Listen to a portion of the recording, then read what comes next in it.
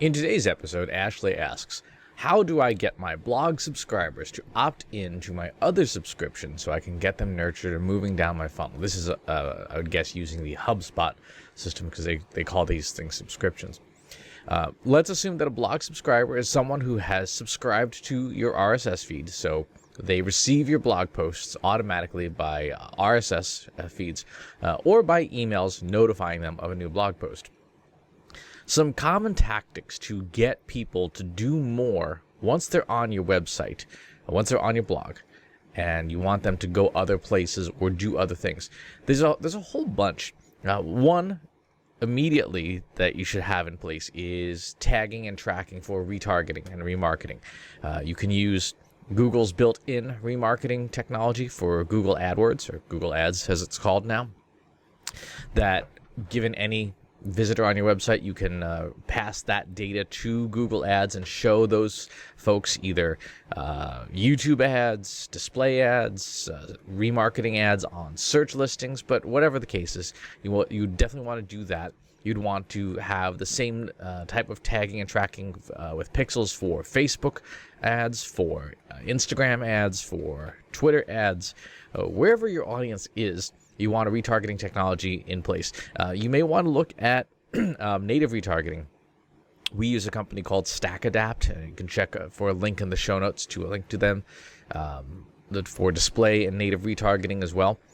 In terms of other things that you can do on site, one that has been very successful for me over the years is having a hard-coded widget. I use WordPress. I've been using WordPress for this.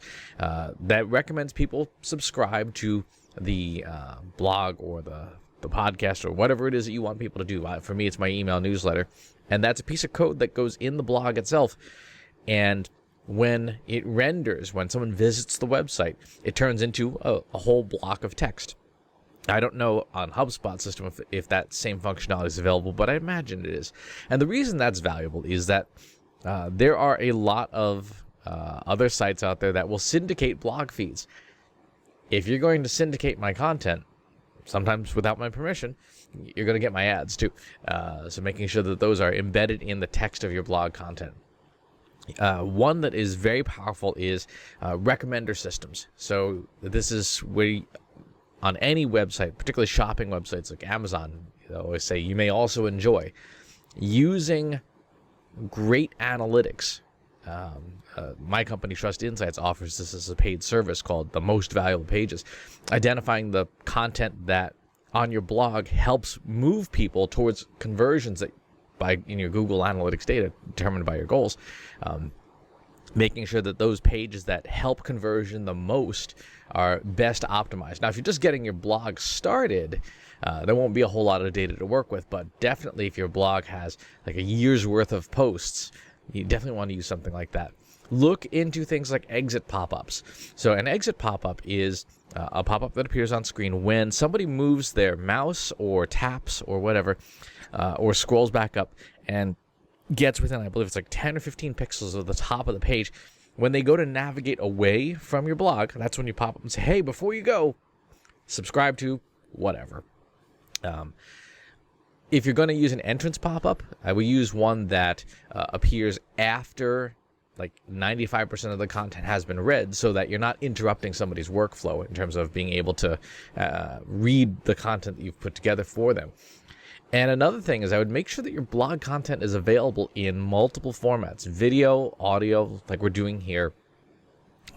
Certainly, there are some great tools and great natural language programs. Amazon's Polly is a really good one where you can take the text of your blog content, feed it to Polly, and it will generate an audio file of a machine reading it aloud. For those folks who like to enjoy content in different formats and have a preference for a different format, it's not bad, especially if you've done these other steps and you have a hard-coded, hard-written example of call to action, like, hey, if you enjoy this content, please subscribe to our newsletter. Having Polly read that out loud makes sure that people who are listening to your content, if that's a choice they want to make, is available and it gets into their ears as well. So a few really simple tactics to get rolling. The critical thing, though, is this is all predicated on one key assumption, and that is that the blog content is worth reading, is worth subscribing to, and so valuable that people desperately want more. You know when you're doing it right, when if you accidentally miss a day or skip a regularly published episode of your content, people email you or tweet at you or DM you and say, hey, where's the thing, right? Remember one week I was traveling and I didn't send out my newsletter, and I got emails from people saying, hey, I didn't see the newsletter in my inbox this week. Okay, cool. That tells you that you're on the right track. If nobody ever says, hey, where's the thing, your content isn't there yet. So while these techniques and tactics are important, it is equally important to make sure that your content is insanely valuable to people, that it educates, that it entertains, that it engages them. The 3 E's of content. If it isn't, focus your efforts on that first.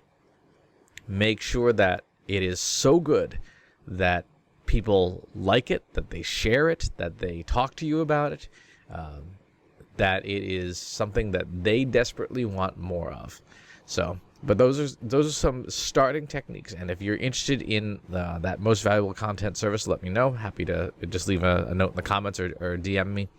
As always, if you have additional questions, leave them in the comments below. And please subscribe to the YouTube channel and the newsletter. And I'll talk to you soon. Want help solving your company's data, analytics, and digital marketing problems? Visit trustinsights.ai today and let us know how we can help you.